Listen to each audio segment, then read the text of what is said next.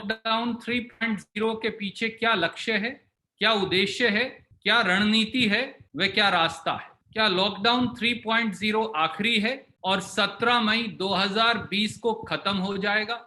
Lockdown 1.0 के बाद lockdown 2.0 और फिर लॉकडाउन 3.0 के बाद लॉकडाउन 4.0 व लॉकडाउन 5.0 भी आने वाला है। यह पूर्णतया खत्म कब होगा? कल शाम गृह मंत्रालय ने आदेश जारी कर 17 मई 2020 तक लॉकडाउन 3.0 लागू कर दिया। ने प्रधानमंत्री सामने आए, ने राष्ट्र के नाम संबोधन दिया, न गृह मंत्री ही आए, यहां तक कि कोई अधिकारी भी नहीं आया। आया तो केवल एक आधिकारिक आदेश, लॉकडाउन 3.0। देश को ना कुछ बताया, न सुझाया, न रास्ता बताया, न समय सीमा बताई और ना ही मुश्किलात का हल। ना देशवासियों के मन की बात सुनी और ना अपनी कही, और ना ही देश के मन में उठ रहे लाखों सवालों का जवाब दिया। आदरणीय प्रधानमंत्री श्री नरेंद्र मोदी जी, 130 करोड़ भारतवासी जानना चाहते हैं और देश की ओर से 5 सवाल। नंबर 1, लॉकडाउन 3.0 के पीछे क्या लक्ष्य है, क्या उद्देश्य है, क्या रणनीति है, व क्या रास्ता है? सवाल नंबर 2, क्या लॉकडाउन 3.0 आखिरी है और 17 मई 2020 को खत्म हो जाएगा, या फिर लॉकडाउन 1.0 के बाद लॉकडाउन 2.0 और फिर लॉकडाउन 3.0 के बाद लॉकडाउन 4.0 व लॉकडाउन 5.0 भी आने वाला है। यह पूर्णतया खत्म कब होगा? तीसरा सवाल, 17 मई 2020 तक कोरोना संक्रमण रोकने व आर्थिक संकट से उबरने की गोलपोस्ट क्या है? मोदी सरकार ने 17 मई 2020 तक संक्रमण रोकने, रोजी रोटी की समस्या व आर्थिक संकट से निपटने के लिए क्या लक्ष्य निर्धारित किए हैं? उन लक्ष्यों को हासिल करने के लिए 17 मई तक क्या सार्थक व निर्णायक कदम उठाए जाएंगे?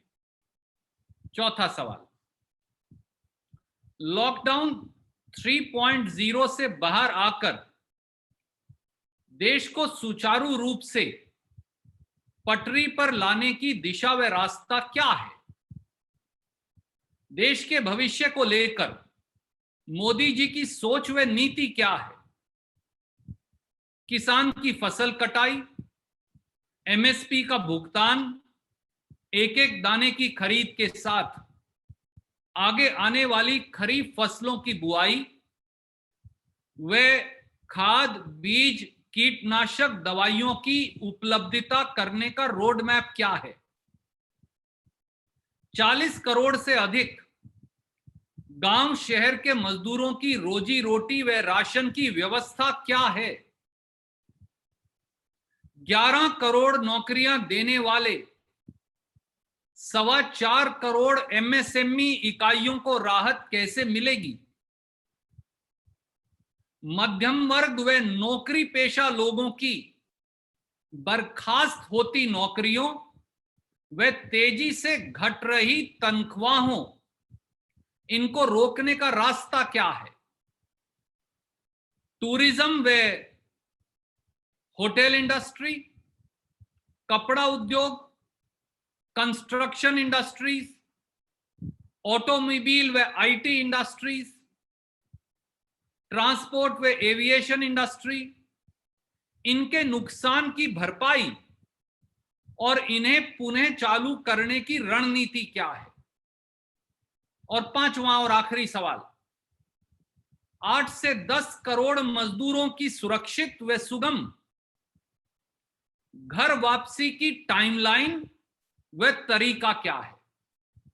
देश इन 5 सवालों का जवाब जरूर चाहता है।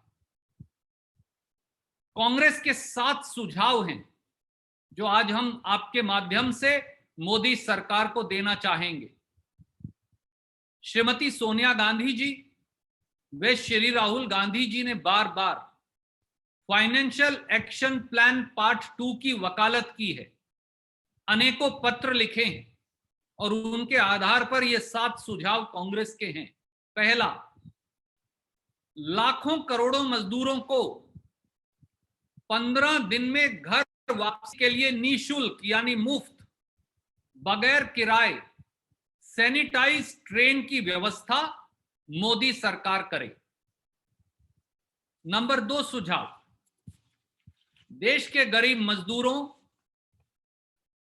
गरीबों व किसानों के जनधन खातों, पीएम किसान योजना खातों, एमजी नरेगा वर्करों के खातों व बुजुर्ग, महिला तथा विकलांगों के पेंशन खातों में बगैर देरी के सीधे 7,500 रुपए ट्रांसफर किए जाएं।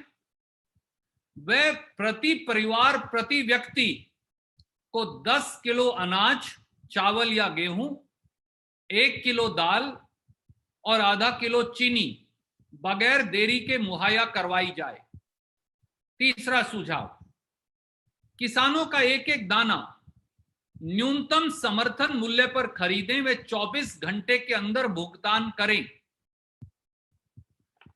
चाहे गन्ना किसान हो या अन्य किसान, उनके हजारों करोड़ रुपया के बकाया का 7 दिन के अंदर अंदर भुगतान हो। किसान का ब्याज माफ कर 1 साल तक सारी कर्ज वसूलियों को स्थगित कर दिया जाए। चौथा सुझाव, 11 करोड़ नौकरी देने वाले 4.25 करोड़ लघु, मध्यम व सूक्ष्म इकाइयों एमएसएमईज को फौरन 2 लाख करोड़ रुपए का सैलरी व क्रेडिट पैकेज दिया जाए।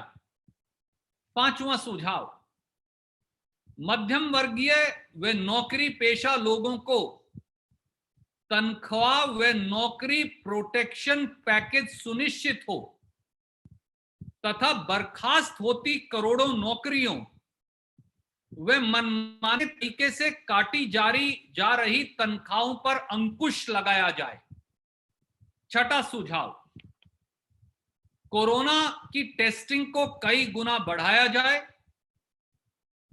कोरोना वॉरियर्स यानी हमारे डॉक्टर्स, नर्स, स्वास्थ्य कर्मियों को सफिशिएंट मात्रा में पर्सनल प्रोटेक्शन इक्विपमेंट मुहैया करवाए जाएं। यही सुविधा दूसरे कोरोना वॉरियर्स यानी हमारे सफाई कर्मचारी, पुलिस कर्मी, एसेंशियल सर्विसेज चलाने वाले कर्मी, इनको भी दी जाए। सातवां सुझाव, केंद्र सरकार अपनी फजूल खर्ची पर फौरन अंकुश लगाए। प्रधानमंत्री श्री नरेंद्र मोदी जी बगैर विलंब के 20,000 करोड़ के सेंट्रल विस्टा सौंदर्यीकरण प्रोजेक्ट, 1,10,000 करोड़ के बुलेट ट्रेन प्रोजेक्ट, 8,458 करोड़ की लागत से प्रधानमंत्री की यात्राओं के लिए खरीदे जाने वाले जहाजों व 30% भारत सरकार के फजूल खर्चों में कटौती करे। इससे जो कई लाखों करोड़ रुपया बचेगा, उससे प्रदेशों को 1 लाख करोड़ का पैकेज कोरोना से लड़ने के लिए दिया जाए तथा भिन्न भिन्न सेक्टर स्पेसिफिक राहत पैकेज दिए जाएं। मोदी जी, कोरोना से जंग मिलकर लड़ी जाएगी, न कि भाजपा सरकार के एक छत्र रवैये से। आप चाहें तो मैं बहुत संक्षिप्त में इसे अंग्रेजी में कह सकता हूं या नहीं तो सवाल ले लेते हैं। प्रणव जी, आप बताइए कृपया। मेरे ख्याल से थोड़ा संक्षेप में कह दीजिए इंग्लिश में। सर प्लीज इंग्लिश में जरूर चाहिए होगा। Thank you. Home Ministry issued an order late last evening imposing lockdown 3.0 up till 17th of May 2020, neither did the Prime Minister come forward, nor did he address the nation. Neither did Home Minister come forward, so much so that even a single officer of the government chose not to make an appearance. Nation got only an official order of MHA. Nation was neither informed nor illuminated.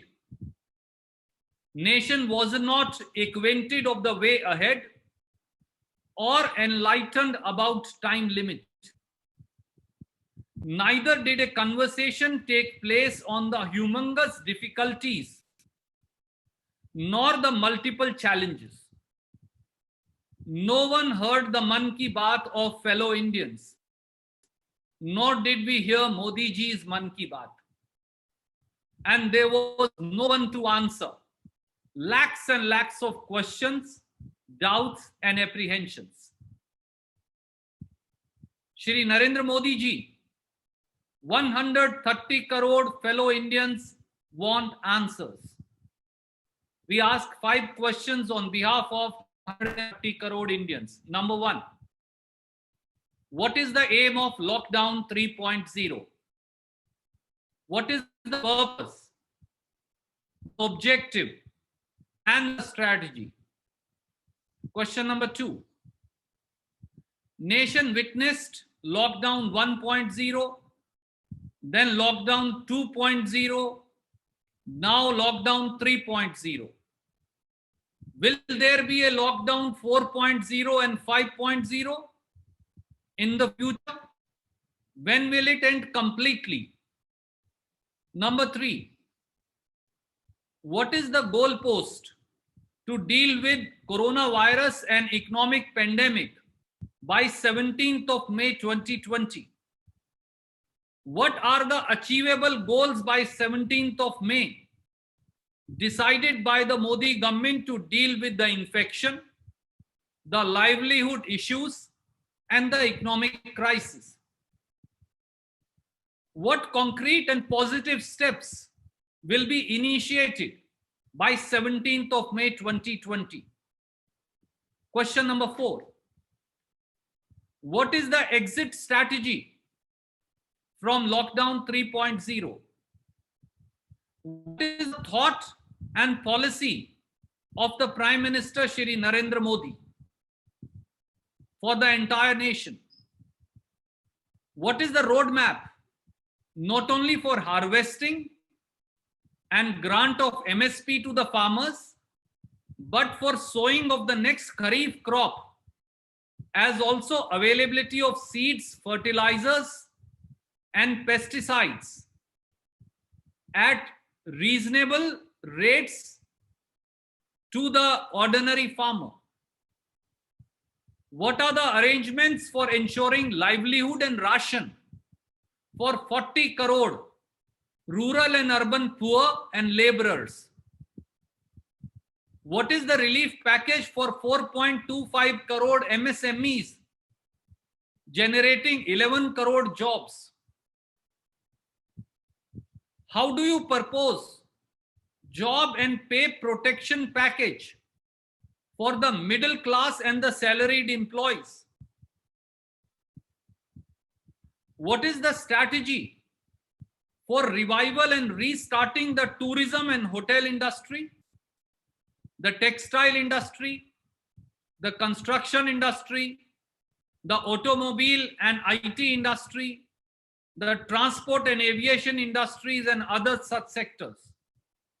And question number 5, what is the timeline for safe and time-bound return of nearly 8 to 10 crore migrant laborers?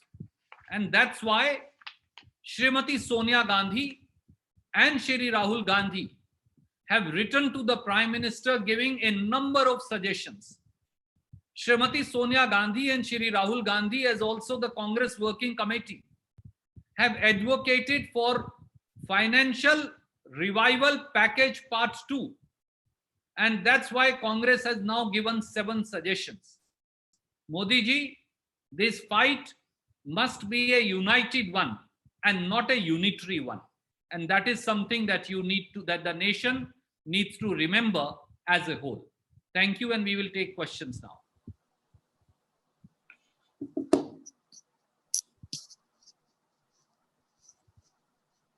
Thank you, sir. Rana ji. Yeah.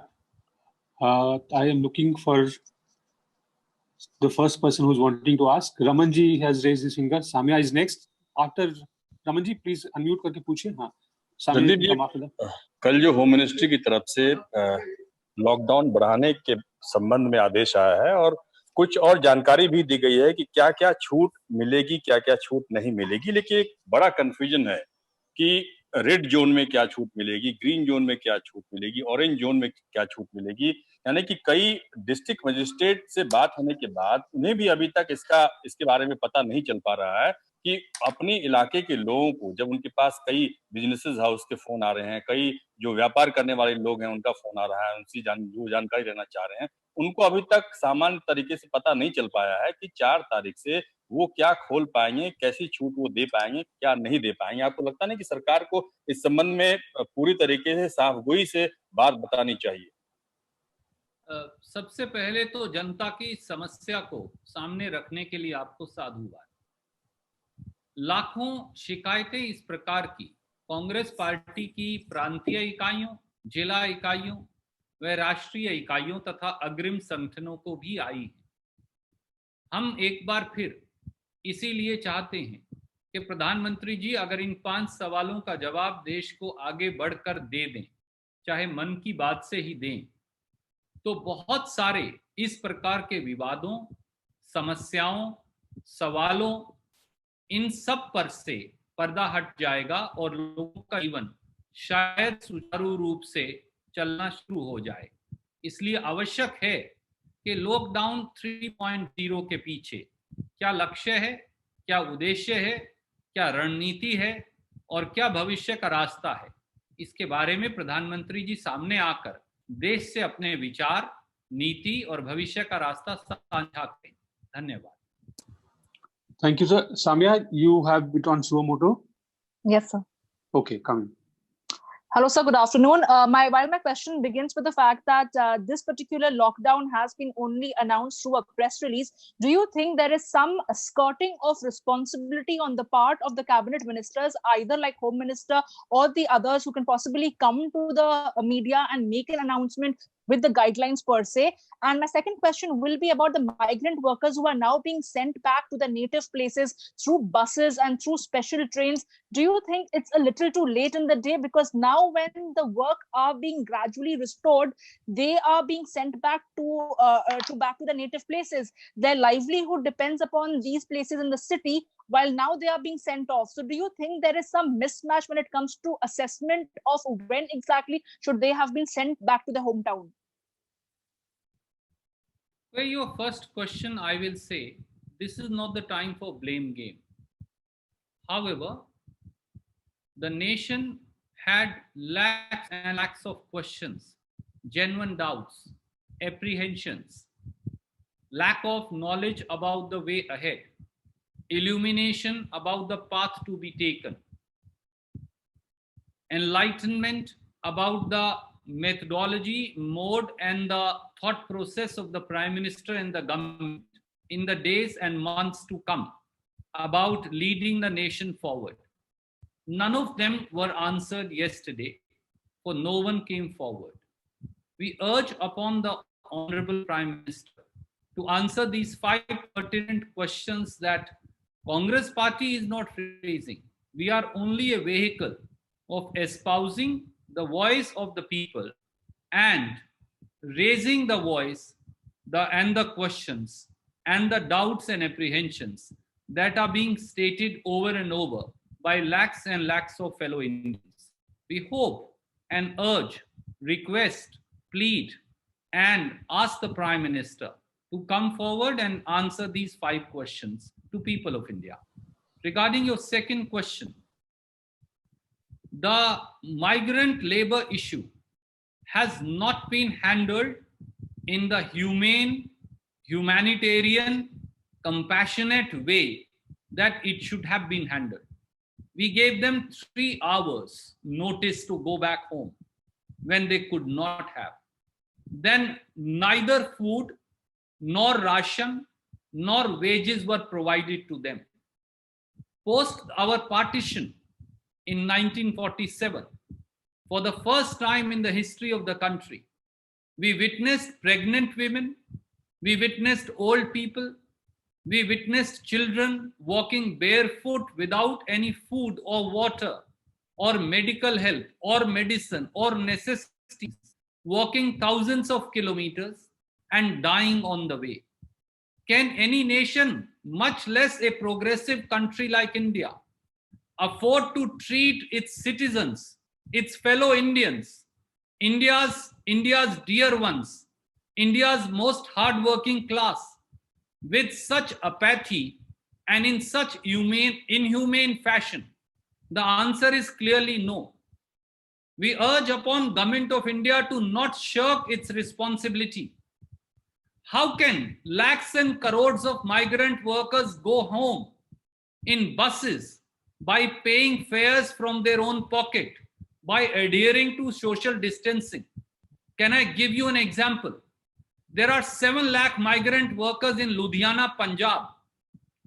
In one bus, only 25 people can go. You need nearly 10,000 buses for them to carry them back either to Uttar Pradesh or to Bihar. How many months will it take for them to go back home?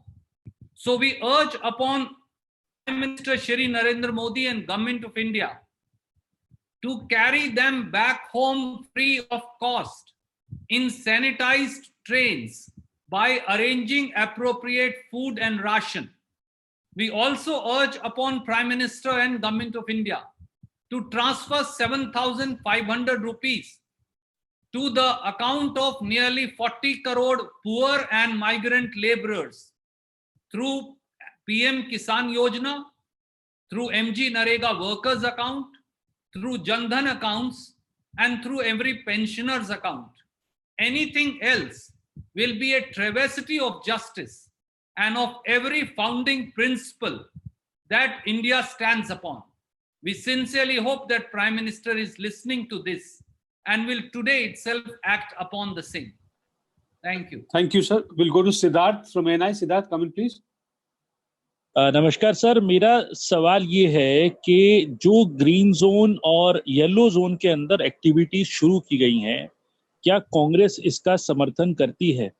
दूसरा सवाल ये कि कई जो private जो entrepreneurs हैं, कई universities हैं, वहां से साफ अपने टीचर्स को और अपने एम्प्लॉयज को ये मैसेज दे दिया गया है कि मई से लेके आगे कई महीनों तक जब तक नॉर्मलाइज नहीं होती हैं चीजें, वो सैलरी नहीं दे पाएंगे।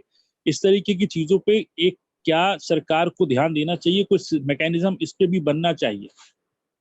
आपने 5 वो प्रश्न जो हमने पूछे और 7 वो सुझाव दिए, उन पर अवश्य ध्यान दिया होगा। आपके दोनों प्रश्नों का उत्तर उन 5 प्रश्नों और 7 सुझावों के अंदर है। मैं फिर भी ये दोहराऊंगा, आज मध्यम वर्गीय लोग, आज निजी और सरकारी क्षेत्रों में काम कर रहे नौकरी पेशा लोग करोड़ों करोड़ों रोजगार खोने से रोजी रोटी को मोहताज हो गए हैं, और जिनके पास रोजगार है भी उनकी तनख्वाहें 50 से 70% तक काट दी गई हैं। एक तरफ मोदी जी कहते हैं कि निजी क्षेत्र की नौकरियां ना निकाली जाएं, और दूसरी तरफ 113 लाख सरकारी कर्मचारियों का समेत फौज के जवानों के उनका महंगाई भत्ता और पेंशनर्स का महंगाई राहत दोनों काट देते हैं।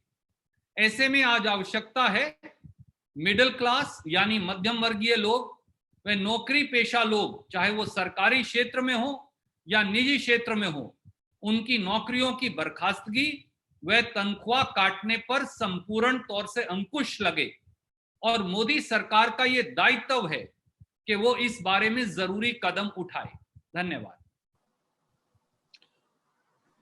मौसमी पूछना चाहती है अगला सवाल। मौसमी। नमस्कार मौसमी जी, पूछिए।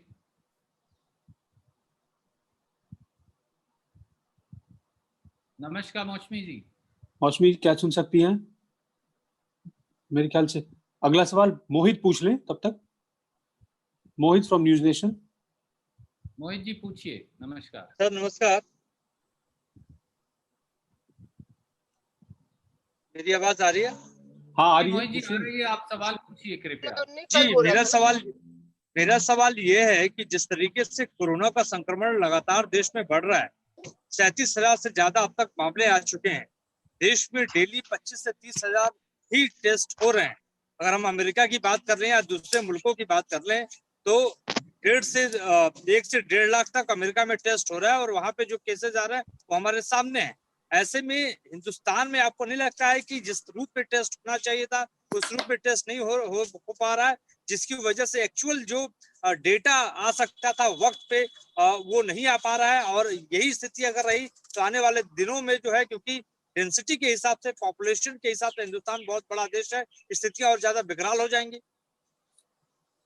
मोहित जी, कोरोना संक्रमणों को लेकर श्रीमती सोनिया गांधी जी ने, श्री राहुल गांधी जी ने वो पत्रकार वार्ता जो आपसे की और पत्र जो प्रधानमंत्री जी को लिखे, वे कांग्रेस कार्य समिति ने अनेकों बार चिंता जताई है। हमने बार बार ये कहा है कि कोरोना से लड़ाई का एकमात्र रास्ता है टेस्ट, ट्रेस, क्वारंटीन। सरकार वो चाहे ना सुन रही हो, पर हर रोज और बार बार हम ये प्रश्न उठाते रहेंगे। हिंदुस्तान में मौजूदा टेस्ट संख्या जो 50 से 60 हजार के करीब है, शायद उससे 10 गुना ज्यादा कम से कम इसे बढ़ाने की आवश्यकता है। तभी कोरोना से जंग जीती जा पाएंगी और तभी हम सही मायनों में संक्रमण का अंदेशा लगा सकेंगे कि वो किस हिस्से में कितना संक्रमण है और कितनी जरूरियात और हैं स्वास्थ्य सुविधाओं की भी और आर्थिक राहत की भी।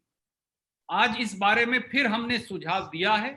उन 7 सुझावों में उम्मीद है कि आपकी सजग कलम और कैमरे के माध्यम से प्रधानमंत्री जी देश की 130 करोड़ जनता की इस गुहार को अवश्य सुनेंगे।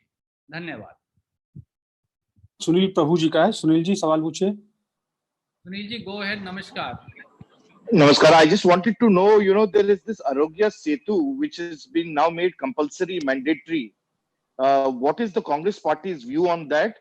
And when you were talking in the CWC, you talked about a, exit. Were you all looking at an extension of the lockdown, or you all were looking at an exit in terms of ending the lockdown? Aarogya Setu के ऊपर एक supplement में पूछ लूं संदीप वर्तमान से। हाँ जोड़ ले। इसके साथ आप एक साथ। हाँ आरोग्य सेतु। हाँ, ये प्रियंका गांधी जी ने आज जो ट्वीट किया है उसमें जो एक चिट्ठी भी जारी किया है, उसमें ये लिखा गया कि आरोग्य सेतु डाउनलोड करने से 100 रुपया पीएम केयर्स फंड में जाएगा, तो पीएम केयर्स फंड का ऑडिट होना चाहिए। तो इसका थोड़ा भी आप इलाबोरेट कर दीजिएगा। सुनील जी ने जो 2 सवाल पूछे, पहले मैं उनके दूसरे प्रश्न का उत्तर दूं।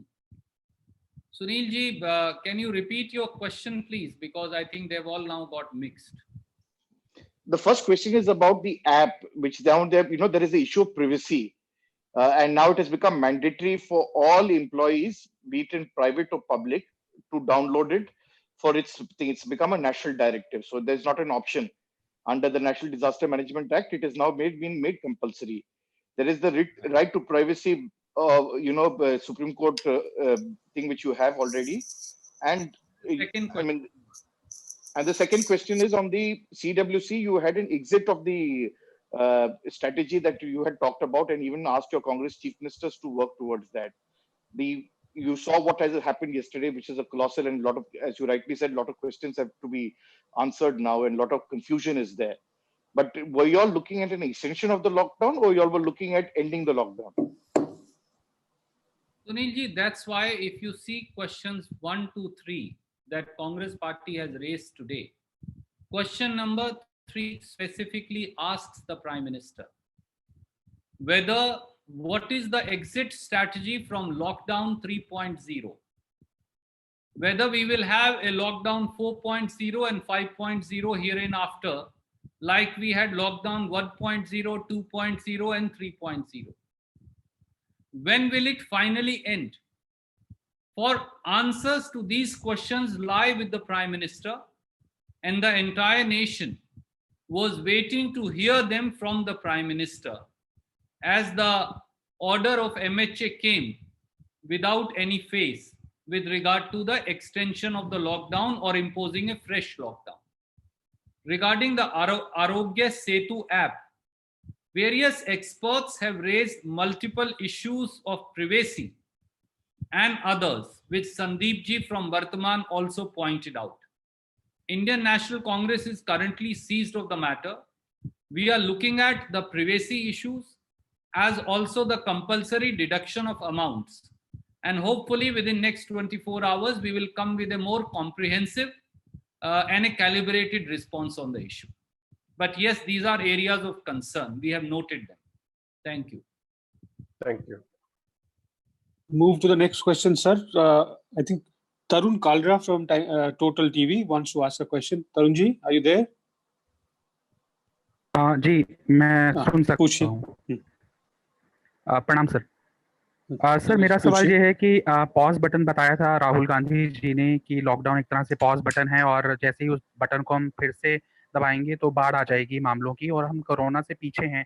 आगे रैंडम टेस्टिंग के जरिए हम 2 कदम आगे रह सकते हैं। मेरा सीधा सा सवाल ये है कि क्या कांग्रेस पार्टी 3.0 लॉकडाउन का समर्थन कर रही है या फिर विरोध?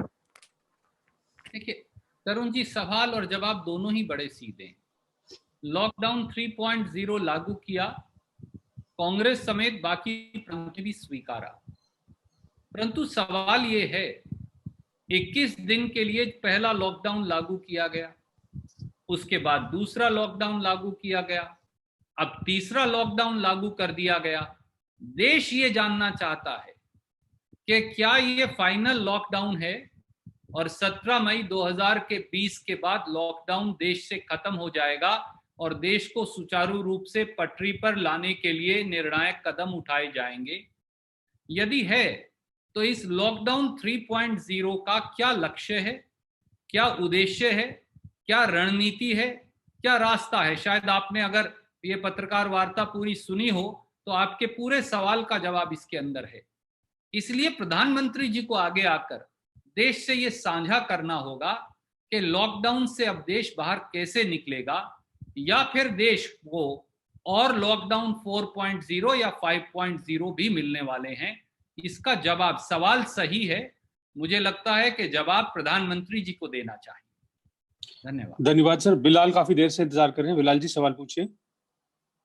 सर मेरा सवाल है कि राजस्थान सरकार की तरफ से जितने भी पेशावर वकील हैं उनको 5-5 हजार रुपए प्रतिमाह देने की बात कही है सरकार ने, उसके लिए आवेदन पत्र भी मांगे गए हैं। तो ये अपने आप में साबित करता है कि राजस्थान सरकार किस तरह से पेशावर वकीलों की आर्थिक स्थिति जो लॉकडाउन में है उसके प्रति कितनी संवेदनशील है। लेकिन सभी राज्य सरकारें देश से निरंतर मांग कर रही हैं केंद्र सरकार से उनको आर्थिक पैकेज दिया जाए ताकि वो अपने राज्यों में आर्थिक संकट से लड़ सके। लेकिन मोदी जी निरंतर इस पे चुप है, कोई जवाब नहीं दे रहे। लोकतांत्रिक व्यवस्था में जब चुनी हुई सरकारों का मुखिया जब बात करता है और उनकी बात न सुनी जाए तो ये कहीं ना कहीं अपमान है देश राज्यों के मुख्यमंत्रियों का। कांग्रेस को विपक्षी पार्टी होने के नाते सहयोगी दलों के साथ मोदी सरकार का खास तौर से इस टाइप की बात का वॉकआउट करना चाहिए या बाइकआउट करना चाहिए। बिलाल जी, आज ना बॉयकॉट का समय है, ना वाद विवाद का, ना व्यक्तिगत विरोध का, ना राजनीतिक आरोप प्रत्यारोप का, ना इल्जामात का। आज समय है हाथ से हाथ पकड़ सही रास्ता दिखाने का और सही रास्ते पर चलने का, ताकि देश मिलकर कोरोना से जंग जीत सके। हाँ, मैं एक बात से सहमत हूं और आपने देखा कि जब कांग्रेस के 7 सुझाव हमने दिए तो सबसे पहले हमने ये कहा कि श्रीमती सोनिया गांधी व श्री राहुल गांधी बार बार फाइनेंशियल राहत पैकेज पार्ट 2 की वकालत कर चुके हैं। अगर आप सुझाव नंबर 7 पढ़ेंगे तो उस सुझाव नंबर 7 में हमने फिर ये दोहराया कि केंद्रीय सरकार और प्रधानमंत्री जी फजूल खर्ची बंद करें। 20,000 करोड़ के सेंट्रल यानी सौंदर्यकरण प्रोजेक्ट को आज रोककर ये पैसा कोरोना से लड़ाई में इस्तेमाल क्यों नहीं किया जा सकता। 1,10,000 करोड़ की बुलेट ट्रेन और 9,000 करोड़ के प्रधानमंत्री की यात्रा के लिए जहाज खरीदने पर रोक लगाकर ये पैसा कोरोना से जंग में क्यों नहीं इस्तेमाल किया जा सकता? भारत सरकार के अगर 30% फजूल खर्चों पर रोक लगे तो 2,60,000 करोड़ रुपया बच सकता है। ये पैसा इसमें से 1 लाख करोड़ प्रांतों को देकर कोरोना महामारी से आर्थिक और स्वास्थ्य की जंग लड़ी जा सकती है। मुझे लगता है कि हमारा कर्तव्य है जिम्मेवार विपक्ष के कि आप लोगों के माध्यम से सरकार को एक सजग प्रहरी के तौर पर आगाह करती रहे, और ये हम कर रहे हैं और करते रहेंगे। धन्यवाद। Thank you sir. अगला सवाल है आसिफ खान जी का टीवी 100 से। आसिफ जी अनम्यूट करिए, हाँ पूछिए। सर मेरे 2-3 सवाल हैं।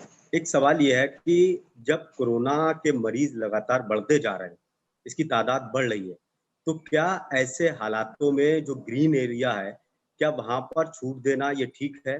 और दूसरा, दूसरे राज्यों में जो मजदूर फंसे हैं, जो छात्र फंसे हैं, क्या उनको वहीं पर व्यवस्था नहीं की जाना चाहिए ताकि वो वहीं पर रुके, वहीं खाएं, वहीं पर रहें? क्या उनको अपने इलाके में भेजना ये जरूरी है? और मेरा एक सवाल ये है कि सर, पहले मैं आपके इन सवालों का जवाब दे दूं, एक बार इंतजार कर लें कृपया।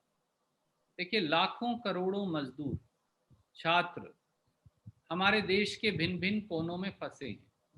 उदाहरण के तौर पर कोटा राजस्थान में कितने छात्र फंसे हैं? भारतीय जनता पार्टी के एक नेता के बेटे के लिए तो नीतीश बाबू ने गाड़ी दी, परंतु बिहार के हजारों छात्रों के लिए यातायात का इंतजाम नहीं किया। इसलिए हमने 1 स्टेप सॉल्यूशन दिया है। केंद्र सरकार बगैर खर्चे के, बगैर टिकट के, बगैर किराए के स्पेशल सैनिटाइज ट्रेन खाना सहित डेस्टिनेशन टू डेस्टिनेशन चलाकर सभी मजदूरों, छात्रों और दूसरे लोगों को अपने अपने घर जाने का पुख्ता इंतजाम करे। यही एक रास्ता है ज्यादा से ज्यादा लोगों को 15 दिन के अंदर अंदर अपने घर पहुंचाने का। इसी प्रकार से लाखों लोग हिंदुस्तान के विदेशों में फंसे हैं। आप देखिए, आए दिन कनाडा, अमेरिका, इंग्लैंड विशेष फ्लाइट्स चलाकर अमृतसर से, दिल्ली से, बेंगलोर से, देश के अलग अलग कोनों से अपने नागरिकों को अपने अपने देश वापस ले जा रहे हैं।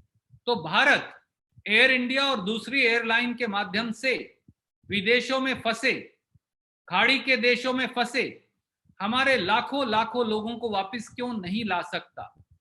ये मानवीय कदम है, हम इसकी वकालत करते हैं और इसे निःशुल्क बगैर किसी फीस के किया जाना चाहिए। धन्यवाद। Pranav ji, can we conclude now? Sir, the last question, I reserve the right to the last question. Shilesh ji ने पूछा लोकमत से, ये कल जो इवेंट है उसके संबंध में है। The army has been asked to do flower showering, lighting etc. to pay respect to doctors and others. On the other hand, they have been deprived by their deprived of their basic needs like PPE kit, masks, etc. What do you think, in your opinion? A huge amount of money is being spent on this. आदरणीय मोदी जी, हम बड़ा हाथ जोड़कर विनम्रता से करेंगे। पूरा देश हमारे डॉक्टर, सिपाहियों, नर्सेस के लिए उन्होंने थाली बजाई, फिर ताली बजाई, फिर दिए जलाए, और ये बहादुरी की बात है कि हमारी सेना भी उन्हें सलाम करेगी। पर डॉक्टर, नर्स, स्वास्थ्य कर्मियों, सफाई कर्मियों, कोरोना वॉरियर्स को क्या चाहिए? उन्हें पर्सनल प्रोटेक्शन इक्विपमेंट चाहिए जो आज भी उपलब्ध नहीं। उन्हें N95 मास्क चाहिए जो आप नहीं दिलवा पा रहे। कोरोना संक्रमण से कितने ही डॉक्टर, नर्स, स्वास्थ्य कर्मी, पत्रकार, पुलिसकर्मी, सफाई कर्मी, ये सब ग्रस्त हो गए और इनका परिवार खतरे में पड़ गया, पर किसी को परवाह नहीं। इनको डबल तनख्वाह चाहिए, आर्थिक सहायता चाहिए, पर कोई देता नहीं। उनको हमारा सम्मान और स्नेह तो चाहिए, पर उन्हें रैपिड टेस्टिंग किट्स चाहिए जो असली हो, नकली ना हो।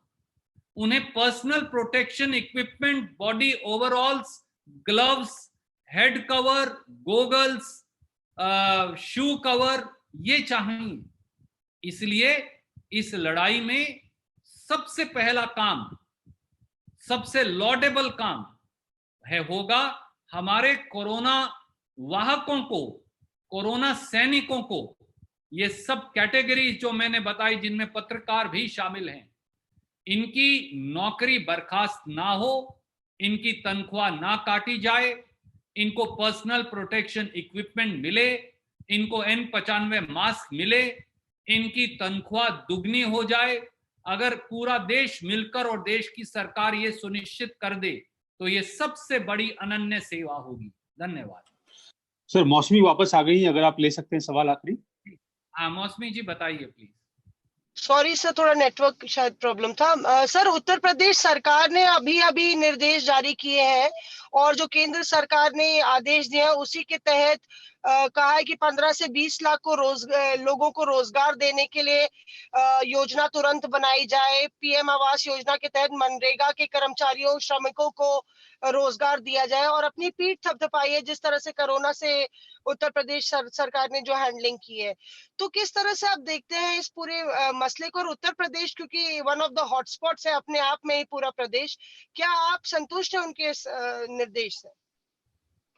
आदित्यनाथ जी पीठ तो अक्सर थपथपाते हैं, मशहूरी भी बहुत करवाते हैं, अखबार में खबरें भी बहुत छपवाते हैं, टेलीविजन पर समाचार भी बहुत चलवाते हैं, पर जमीनी हकीकत से अनेकों बार मुंह मोड़ लेते हैं। सबसे पहला काम उन्हें राजस्थान और छत्तीसगढ़, जो छत्तीसगढ़ उनका पड़ोसी प्रदेश है, उससे अनुसरण कर 35 किलो अनाज पहले हर गरीब के घर में भिजवाइए। सबसे बड़ी सेवा यही होगी। और आप तो योगी हैं, अपने आप को योगी कहते हैं। जन सेवा ही प्रभु की सेवा है। 7500 रुपया इन मजदूरों के खाते में डलवाइए, जैसा राजस्थान की सरकार ने 1500 रुपया और 2500 रुपया की 2 किस्तें डलवाई हैं। सब विधवाओं, अपंगों और उनके साथ साथ बुजुर्गों, उनको 3-3 महीने की पेंशन एडवांस में दीजिए। एमजी नरेगा का काम इस समय संभव नहीं, तो कम से कम 3 महीने का एमजी नरेगा के वेजेस उनके खाते में एडवांस में डलाइए। योगी जी, आदित्यनाथ जी, अजय सिंह बिष्ट जी, अगर आप ये काम करेंगे तो आगे बढ़कर हम सब आपकी तारीफ करेंगे। बातें बहुत हुई, थोड़ा काम कर दिखाइए।